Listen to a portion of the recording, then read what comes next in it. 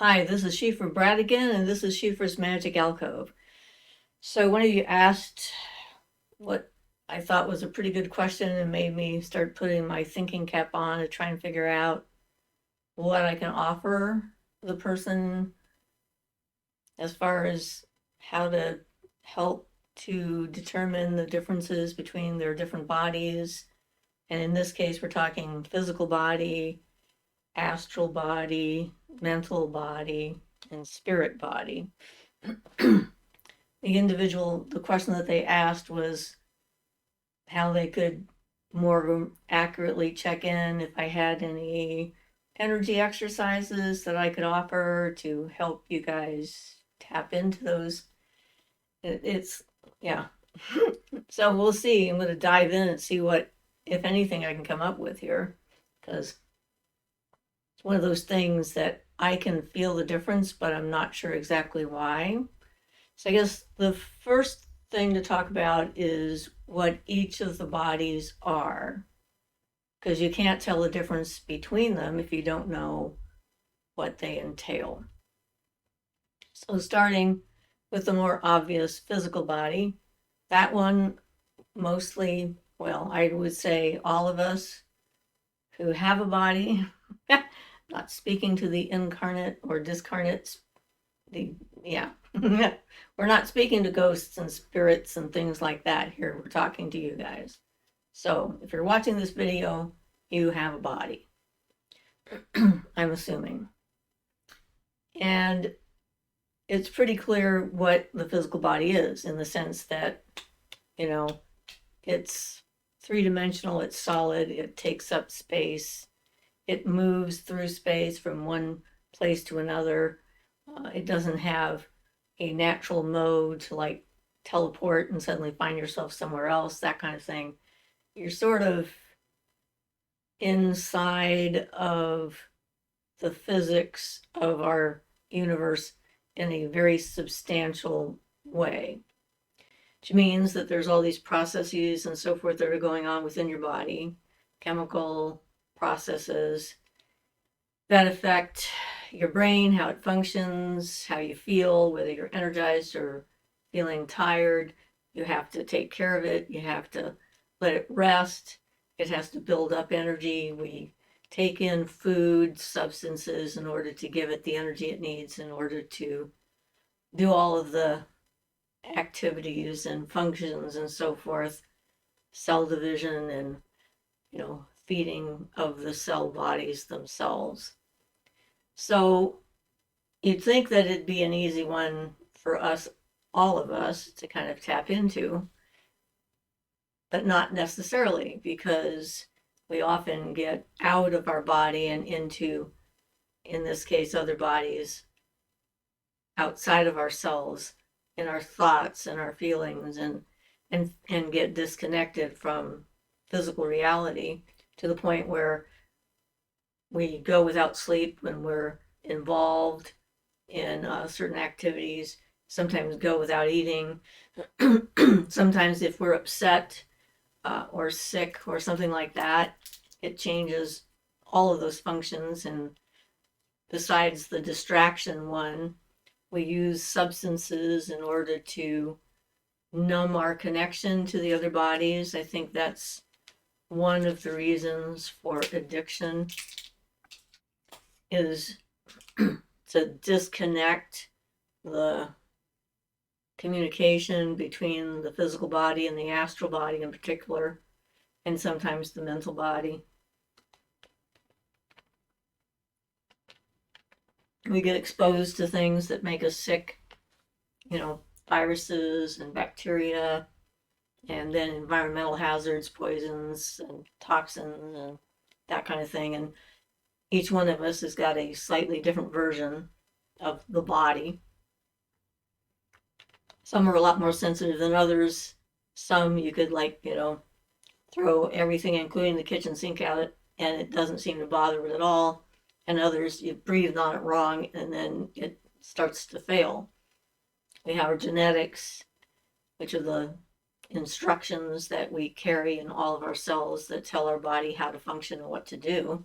And again, those are very dependent upon a lot of factors like who was in our history, our ancestors, our genetic line, and so forth, and how well the genetic material is passed down and how well it duplicates and what, the chances of us getting whatever.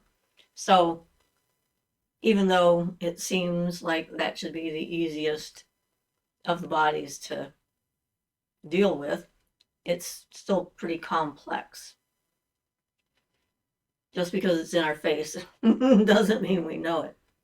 And if you're going to start trying to work with your other bodies, knowing this one first seems to be kind of a foundational process. One of the reasons for meditating is to help clear our minds enough to be able to get feelings and information from our body. It has a form of rudimentary communication.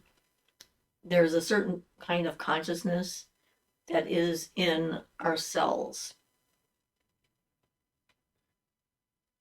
And when we're paying attention and listening to our body, like taking something, it feels better, you make a note that this is something the body likes and is good for the body.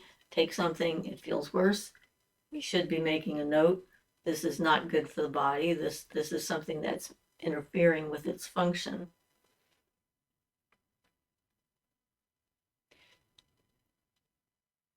I've had my different experiences with that body mind, which have been surprising.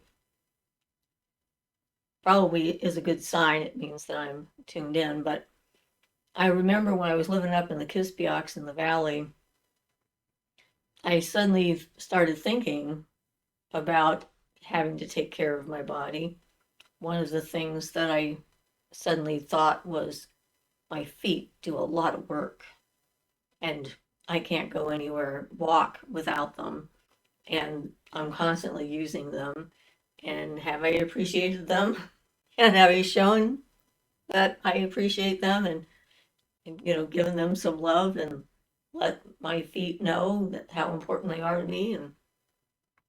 And I decided suddenly that I was going to, every night for a year, I was going to soak them and massage them and appreciate them and talk to them and let them know how much I valued the work that they did, which maybe sounds funny to some people, but I think that was a good step towards developing a better, more effective communication with my body.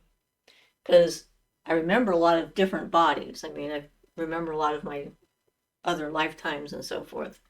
And so I have a different attitude, I guess, in some ways. But still, this is the vehicle. This is how I'm able to talk to you, how I'm able to move around, do my grocery shopping, talk to people, whatever. It allows me to communicate from all my other levels to this one. So it seems like a good idea to take care of it, I decided. I also thought, you know what? If I'm going to eat stuff to help maintain and heal my body, it would be a lot easier for me to do that if I actually liked what I was taking in. Sounds simple, but there were certain things, I can't remember now what exactly they were, but it was like I'd not thought of that. That if I allowed myself to enjoy the process of consuming healthy food and substances, that would go a long way towards appreciation, making amends with my physical form or something. I don't know exactly what.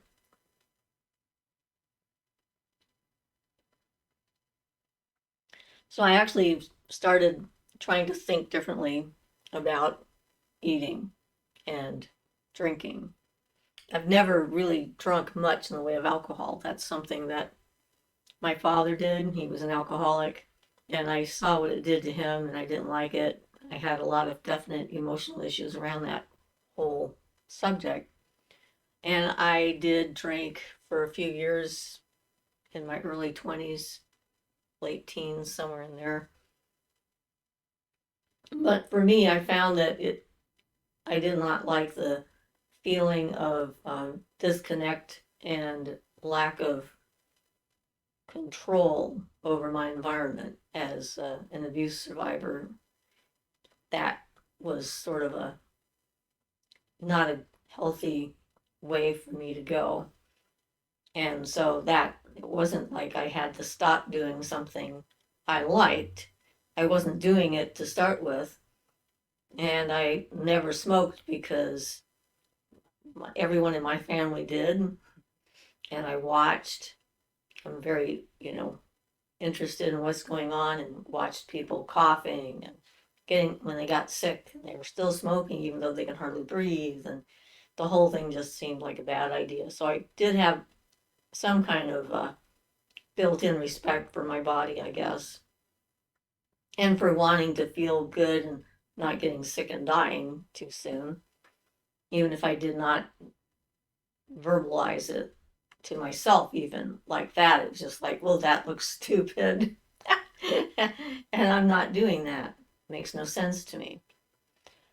So I did, I mean, I hadn't done any of that kind of stuff already for a long time, but I was thinking about, the kinds of food that I eat and the teas and stuff that I drink, and discovered that if I was drinking an herbal tea that was good for me, but wasn't like sweet, because I like sweet as kind of a natural flavor to me, that I could actually change how I tasted the beverage because I was tasting more of the energy of the plant than just the taste bud experience. I don't know how to explain that. Anyway, like for example, I came to really enjoy golden seal tea, which I understand is not something most people like. Not that I think everyone should try and drink it, but just thinking about the idea and our attitudes towards food, because that is a huge thing. Our body image and how we feel about ourselves, that's a huge thing when it comes to interacting with our physical body. I've talked about some of Starhawk's exercises that relate to that, like, the accepting your body for the shape that it's in and loving you for who you are, and getting rid of some of those externalized judgments that our culture has, like, what's in as far as how you should look, what size things should be, how tall, what color, what shape. I mean, we're all different shapes and sizes. That's just the way the world works. And as long as we're healthy and happy, I don't think it should matter what our shape is. And certainly, I got away from some of those ideas. Like when I lived up north, I stopped shaving. It made no sense. I'm living in the middle of the woods.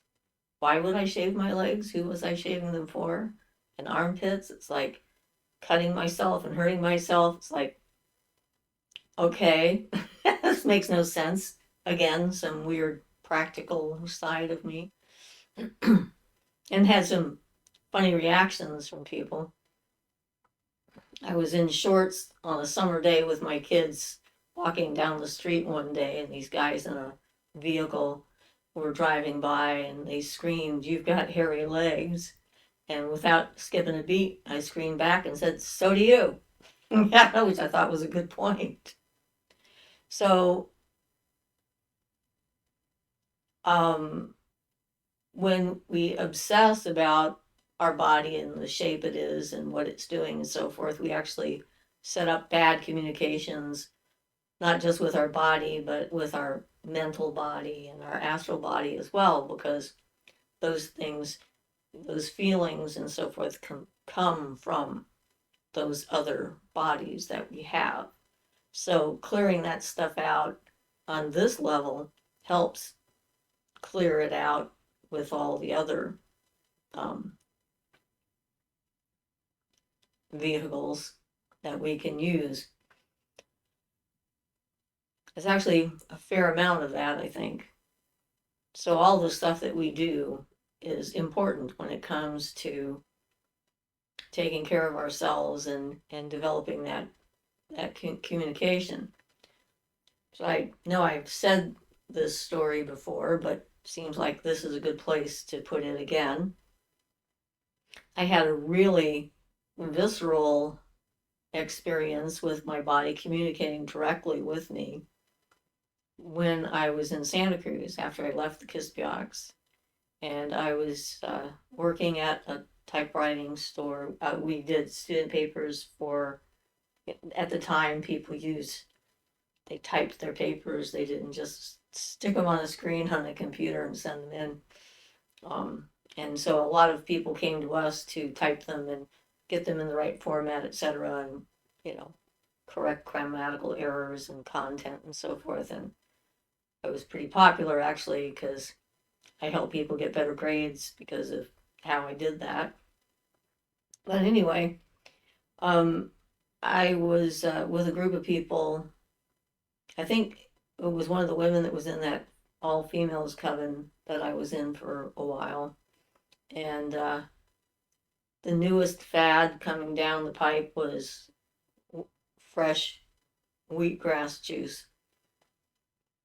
And theoretically, it seems like it's a good, whole food. It's got fresh enzymes in it and so forth. And, there was like every juice bar in town was selling it, and everybody kept telling me I should try it, and it's a live food, etc., etc. So I'm willing to try new things. It's not like I'm not adventurous when it comes to that. And so one day I decided I would try it, and I went and got some freshly pressed wheatgrass juice and took it back to my office with my lunch. And I was by myself in the building, it was just me. And I was holding the container, of the juice and looked at it and thought about drinking it. And when I thought about drinking it, I heard a voice in my head that said, "Don't drink that." And I was surprised because I don't recall any other instance where something like that happened, where I was going to try something new and a voice said, don't do that. And I thought, well, that's really weird. So I thought it again, and then the voice was more emphatic, "Don't do that." I was like, okay, now that's getting quite strange. It's like, So then I thought, well, maybe I can just put some on the tip of my tongue. And the voice says, "Yeah, you can do that." I thought, okay. So I stuck my finger in the wheatgrass juice. Basically, I had a drop of the wheatgrass on my finger, and I touched the end of my tongue, just like that. And as soon as it touched my tongue, my eyes started itching insanely and turning bright red. And I was like, I didn't know there was something that connected the end of my tongue to my eyeballs. That was quite a surprise. And then I thought, I'm highly allergic to this. If I had just taken a sip, I'd be dead on the floor. And there's no one here who could have helped me. So I very much appreciated my communication with my physical body in that moment because I'm confident it kept me alive. And it's a funny thing. It's like, so that was a pretty visceral experience and shocking experience and surprising and all that stuff. And I told the woman about the fact that I had tried to have some wheatgrass juice, and apparently I couldn't take it because I was allergic to it. And her response was one of the more shocking things I've heard come out of anyone's mouth. She said, "You can't be allergic to that. It's good for you." And I thought, not good for me. And it was my first real experience with the lack of understanding that people have that we're all different, and that we tend to judge the world by what we experience, which is normal, but we need to expand our ability to embrace the fact that not everyone in the universe is us. Not everyone is going to have the same body type or the same genetics or the same potential food allergies. And it wasn't a failing on my part that I'm allergic to wheatgrass juice. I don't think of it as a failing anyway. It was really important information for me to know. And I've run into that whole idea that, people have a hard time conceptualizing that something that they like isn't something everyone is going to like. Something that's good for them isn't necessarily good for someone else. It's individual, and that's the reason why you have to have a good communication with your body, not with someone else's body, but with yours. And that's that whole thing about projecting. We project stuff onto other people without even thinking about it all the time. This is a pretty blatant example of how bad projecting onto others can be, because it can actually lead to their death. After that, I never ate anything the woman gave me again because I couldn't trust her. If she could say something like that and not consider, strawberries are good for people unless you're allergic to them. Peanuts are good for people unless you're allergic to them. We love honeybees, and it's wonderful that they're around unless you're allergic to them and you get stung by them and you might die. There's a lot of different things out there that it's not a judgment against the thing. If you happen to be allergic to something, you shouldn't have to explain it to anyone. You don't have to justify what is good for your body and what is not good for your body. Some of us have different vitamins that we need because of our genetics. There's just probably literally millions of different potential combinations out there. So the point is, you need to know yours and not project yours on someone else. And then that tendency to think that if we like something and someone else doesn't like what we like, then they don't like us, which is, part of that too. That's part of that whole projection thing. It's like our identity should not be either how we look to others and whether or not they approve of how we look. It doesn't equate with us being a good person or them really approving of us. And certainly what we can and cannot eat is not a matter of worth. It's just a matter of difference. And so, basic. Meditation helps you to become aware of that part of your physical body that is trying to communicate your needs to you, like paying attention when you're tired, paying attention when you're hungry, little nudges that your body will come up with. They can get more subtle than that, but start off with those and listen and feel what your body wants, and then try it that way and see how you feel. So, physical body. The next in density, the way our other bodies are, is like each one is less dense than the last. And so the next less dense body from your physical body is your astral body. And knowing your astral body means understanding your feelings and your emotions and being able to be in control to a certain extent, or at least have a level of acceptance for where you're at and what you're going through, and an ability to acknowledge how you are feeling about things. So if you're wanting to get in touch with your astral form, your astral body, delving into your feelings and your reactions and overreactions and underreactions, all those things when it comes to the emotional part, are going to relate to your relationship with your astral body and whether it's in good shape or not.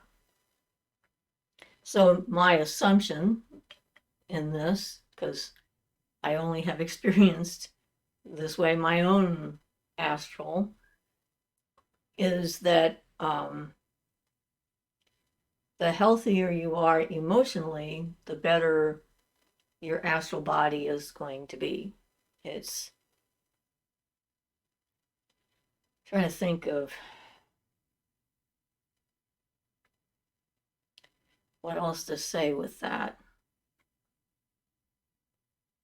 When I'm trying to move consciously from one body to another, I think of it as levels of density. It's kind of like this is the rock, the earth, kind of the solid body kind of thing, the thing that holds everything else in place. And then I imagine that I'm getting less dense, maybe would be the right phrasing for that. More expanded. Uh, yeah, words are hard, but that's how it feels. It's like really solidified, not so solidified, even much less solidified, like much lighter. It's like if we were different substances in a glass of water, certain things will sink to the bottom, certain things will float to the top, and other things will just hang right in the middle. It might be a good image to try and get a grip on how you can tell the difference. But definitely emotions and feelings are a key part of that. And so, like when you do shadow work, psychotherapy, dealing with past traumas, emotional traumas, especially like, dysfunctional family stuff, then the more you deal with that here, the more refined maybe or clear your various bodies will be. So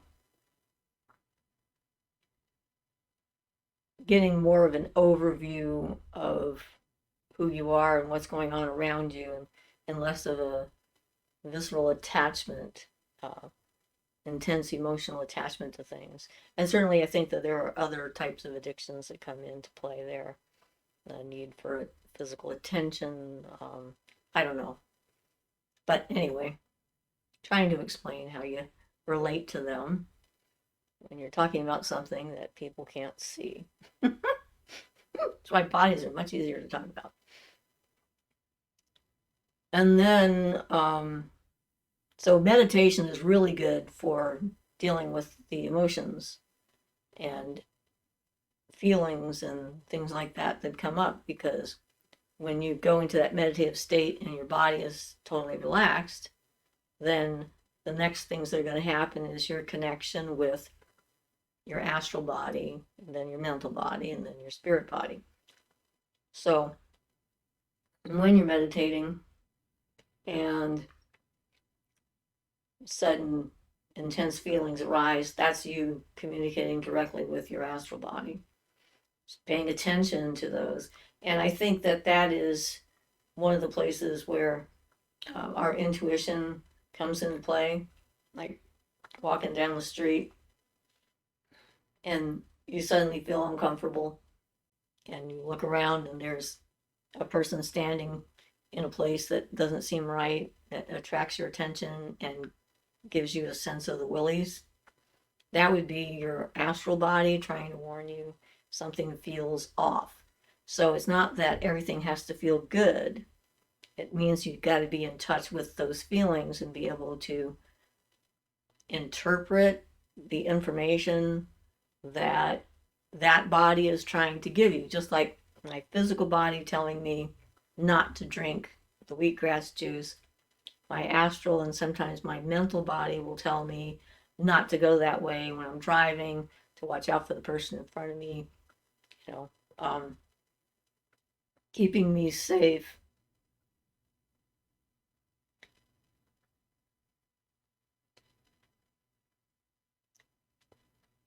And again, people have different feelings that they have to figure out how to process.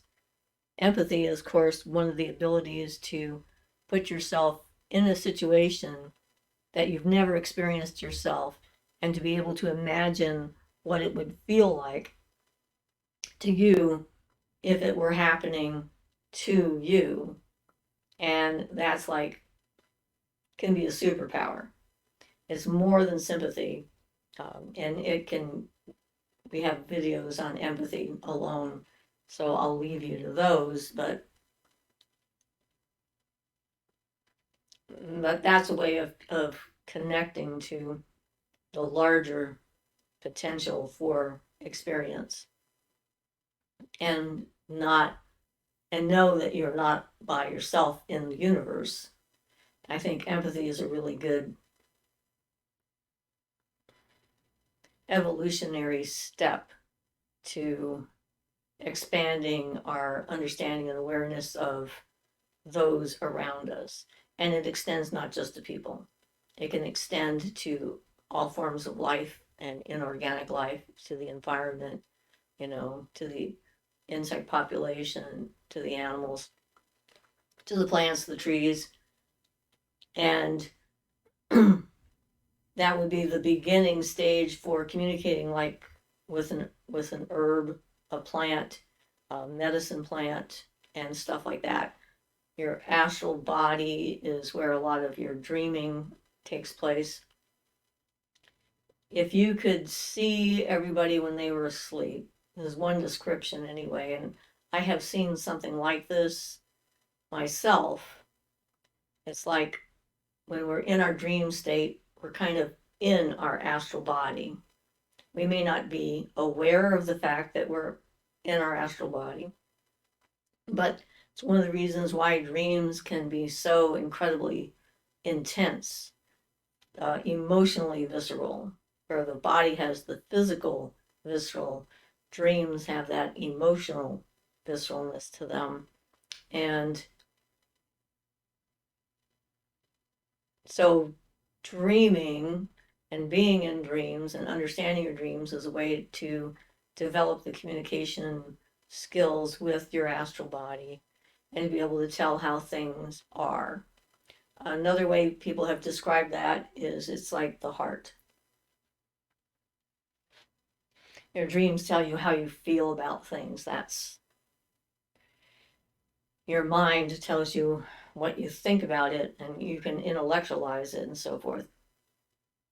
But if your mind and your heart are not on the same plane, the same level on a certain subject, then you're going to have a problem. Because if you go with the mind and decide to do what your mind says is a good idea intellectually, whether you feel it's a good idea or not, then your heart will find ways to sabotage you. So, like with the physical body, if you don't feed it well, it gets sick. You expose it to certain things, stuff happens. With the astral body, if you don't pay attention to your feelings and take care of yourself that way, then, like, let's see, an example, concrete example. You work in an environment that's toxic, but you need to have the job. So you keep going in the job, which you can do for a period of time. You don't rest like you're supposed to, you're not taking care of yourself. All of a sudden, you trip down a flight of stairs and break your ankle. Now you have no choice. You have to be out of that environment. You have to pay attention to your body. You have to heal, or you get sick, and your physical body will become weakened with the stress of trying to maintain yourself and not feel whatever it is that you're feeling in an environment.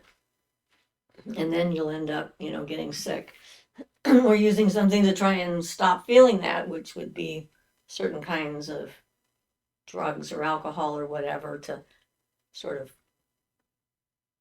build up a barricade from your feelings. So again,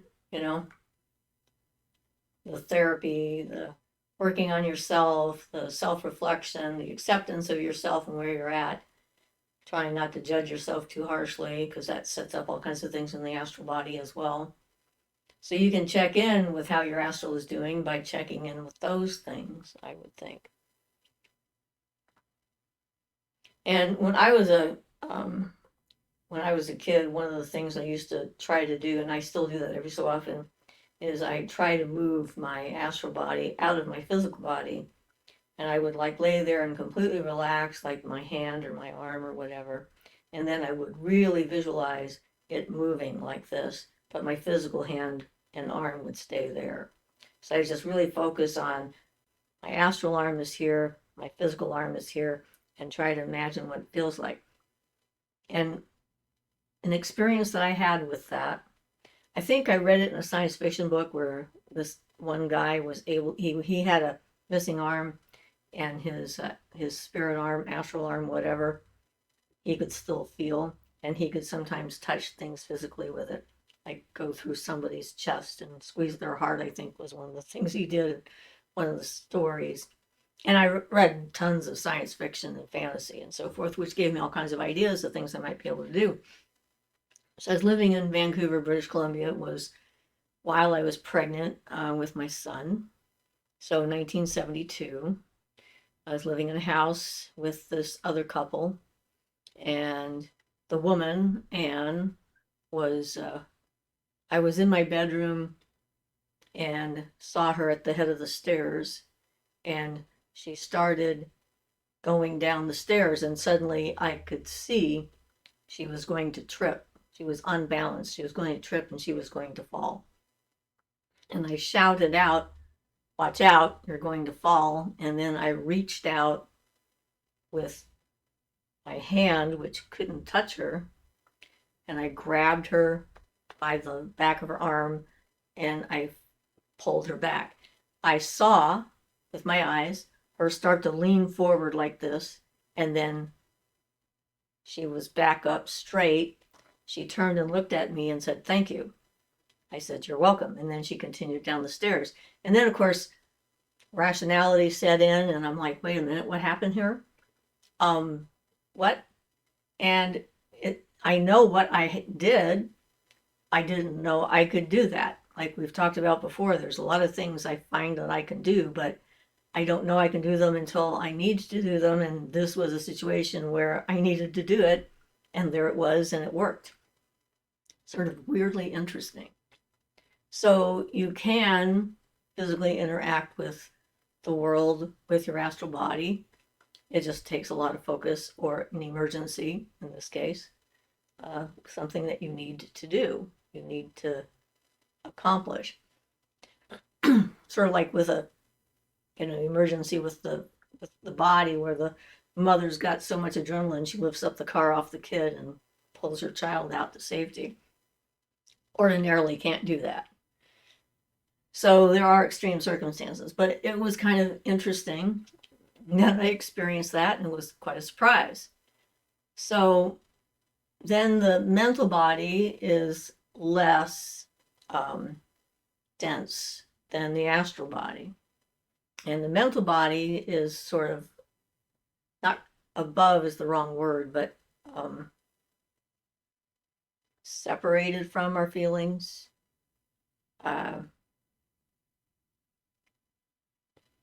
And it is all about our thoughts, what we think about things, etc. We've talked about thought forms in a few videos, and thought forms are automatically created when we have a thought. Some thought forms travel a lot farther than others.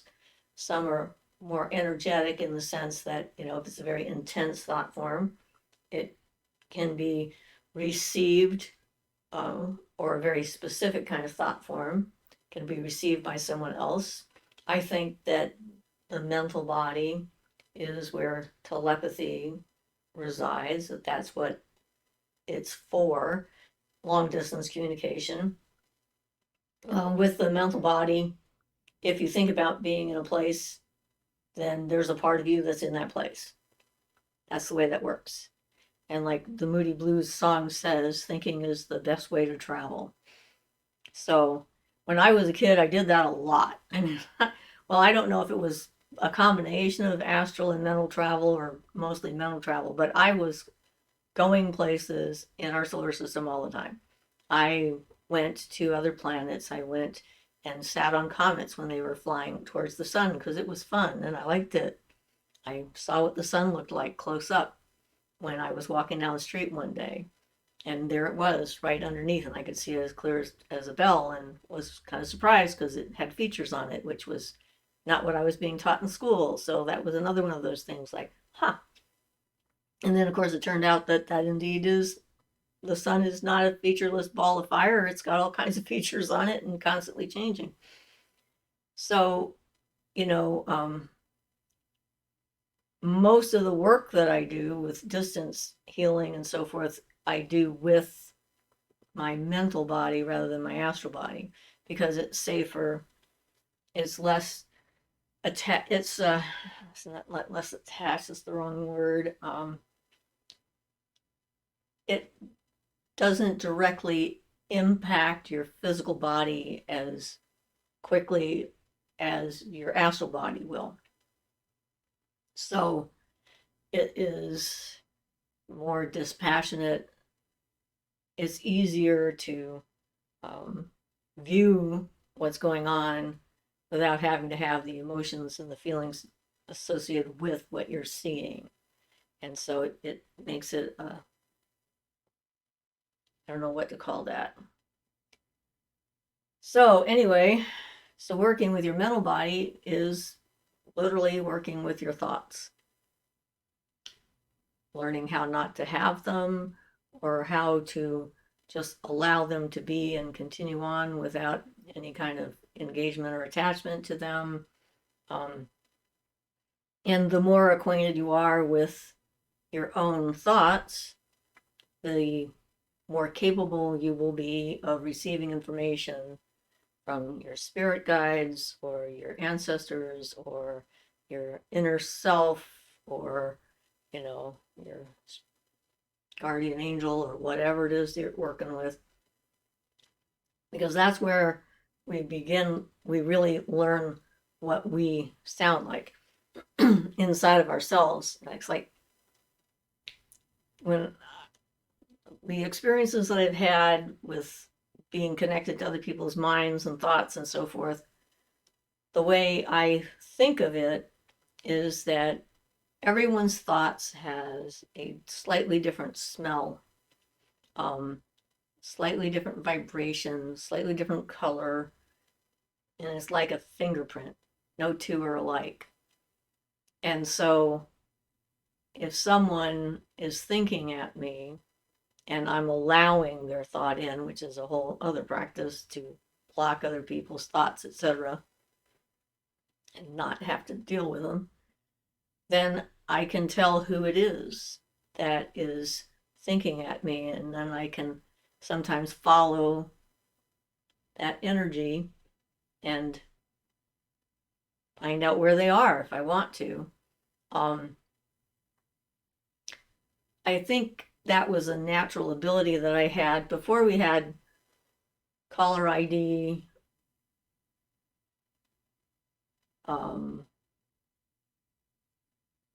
even answering machines and stuff. I often knew when the phone rang who was on the other end. And I'm sure that that was the mental plane that the person thinking about me. And I still do this with my family.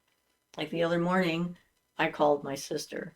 She said, I was just thinking about you and was just thinking about giving you a call. And I said, well, there you go. Here we are, we're talking. And it is probably easier to do that with family, people that you know well, because you're familiar with how they feel, how their thoughts feel. When I lived up in the Kispioks was when I was able to fine tune that, because then I was able to be by myself enough that I could get acquainted with my own thoughts finally, and not have to be dealing with everyone else's thoughts at the same time. And then I could actually communicate more accurately and clearly, not just with myself, but with other people. And I could, there was maybe 500 people who lived in the valley. I didn't really know most of the people who lived in the village, which was the most concentrated group, but I had several dozen people that I knew pretty well, and I could tune into them rather easily and know what was going on, get messages, warnings, or what have you. And I think that, again, that is probably a pretty natural ability that we have mostly um, dampened out. We use alternate forms of communication. Now we have computers, text messaging, and all this other stuff. And we think about something, we can just type it up and send it to somebody, and then they can look at it and receive it. So we don't need to use it as often, which probably means that it takes more effort to develop that ability. I'm sure when we were like living in the middle of nowhere, and had to make plans of where we were going to meet our people somewhere, that telepathy and all the other stuff was a really huge factor in getting together and arranging things. Uh, Shirley MacLaine had a book. I can't remember the name of the book right now. It was about past lives, I think, and some of her experiences, where she visited a tribe in Africa that had never heard of the telephone and didn't have any telephones. And so, they heard about the concept of the telephone and they thought that sounded pretty cool, that you could communicate with someone over a distance. And so the village got together and they said, okay, this tree here is our telephone. So if you need to send someone a message, you tell the tree and then the tree will get the message to the person. And people started using it like that. So, going to town was like 30 miles away or something, and they didn't have any way to communicate, hey, I forgot to tell you to get some, pick up some whatever. And so the person in the family would go to the tree and say the name of the person and say, don't forget, I need you to buy the blah, blah, blah, or do this or this other thing. And then the person would come home and have done it because they got the message. I thought that was a pretty brilliant use of the mental body.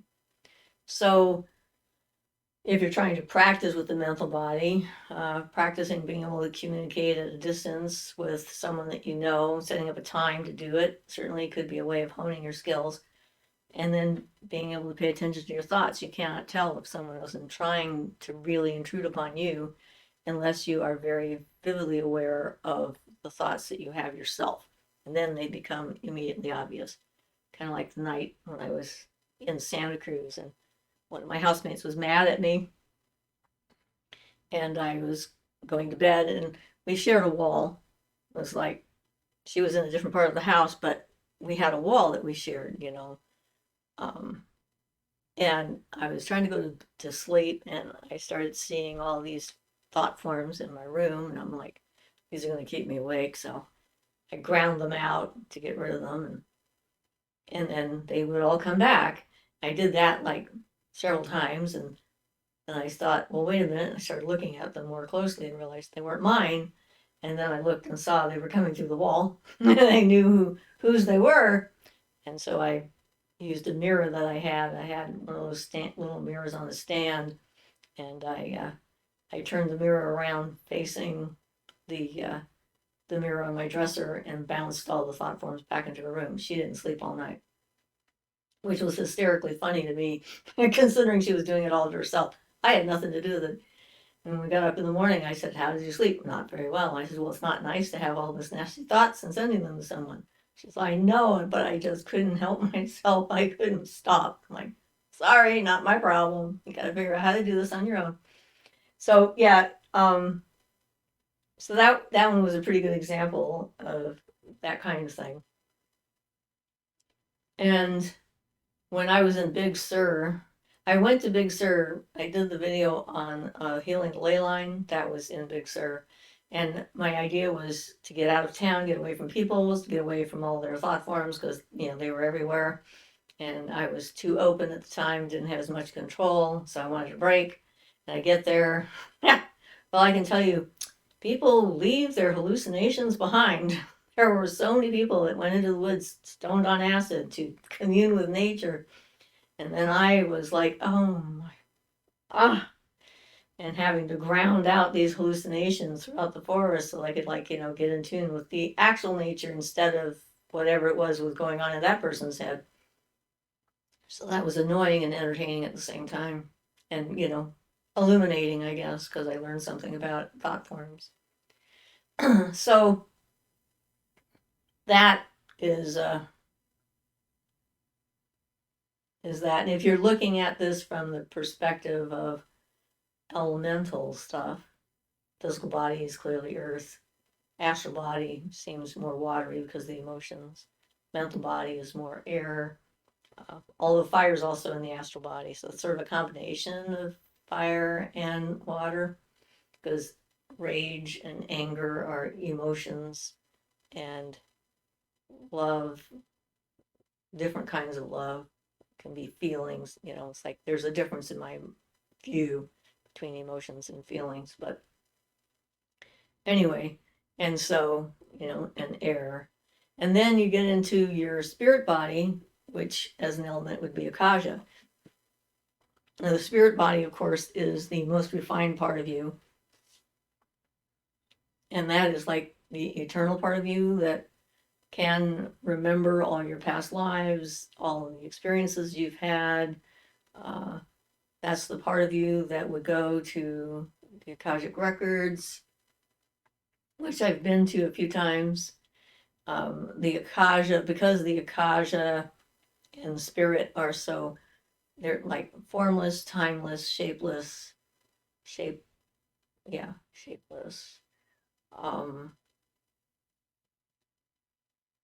It,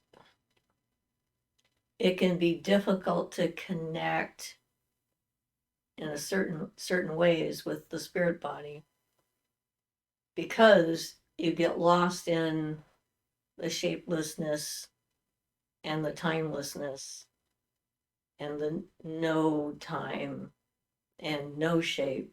I mean, it sort of it's all of that together. It's like it's everything and nothing simultaneously.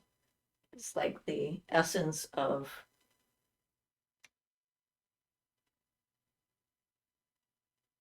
contradiction, of existence and non-existence.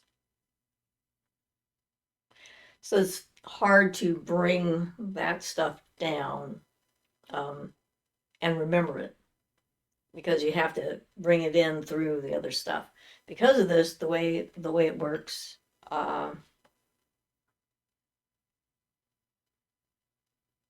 if you can affect something on the spirit plane and have a directed process that is going to happen, it filters its way down. I mean, everything in existence has to filter through the different planes, because our bodies are also like the planes. We've got our physical plane, the astral plane, the mental plane, and the spirit plane. So, our bodies are actually attuned to those planes the same way that they are to each other. And so if you can work with the akasha and put that out there, it will filter down into the mental plane, which will give people, or you, depending on what you're doing, the ideas that you need in order to follow through on something. And that filters down into the astral plane, which will give you the energy, the emotion, the feeling of how to do it, that it needs to be done, the inspiration, the creativity that you might need in order to accomplish the task, which then will come down into the physical plane, which can become the piece of art or the chair or the house or the brilliant idea on how to, new forms of energy. Everything that we have has to go through that process somehow before it becomes physical reality. It doesn't mean physical reality isn't important or isn't real, but that is a part of the process. Everything started off as an idea somewhere, and before it was an idea, it was a seed of a concept. So understanding these things is good, because it sort of gives you a little more clarity on exactly how you're going to do this, how things are accomplished, and then give you more creative ideas of how to go about it. On a practical level, I discovered this. It's hard to see this. This is a piece of polychrome. It is sort of a greenish black.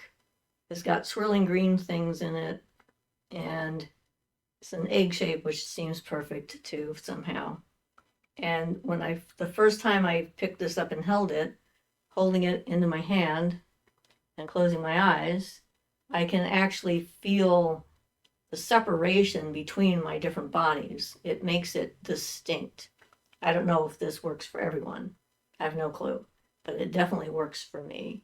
And you might try holding different stones and then trying to do a meditation in yourself and looking at, can you feel, the solid body, the emotional feeling body, the mental body, and the spirit body, and can you feel those separated out? I'm not sure if my near-death experience relates to the ability or not. I was thinking about that before I started, and it might, but I'm assuming that you don't have to have one in order to have this happen or to be able to acquire the ability to become more aware of these different parts of you. So I look at the time and realize that I've been talking for quite a while, so apparently I had a lot to say. I never know when I start one of these videos how much information is going to come out. Hopefully some of it has been useful.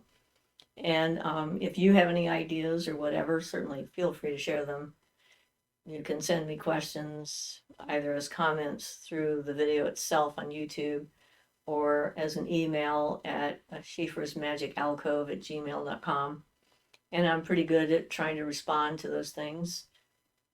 So anyway, I guess this is a good place to stop since we're in the timeless, spaceless end of things at the moment.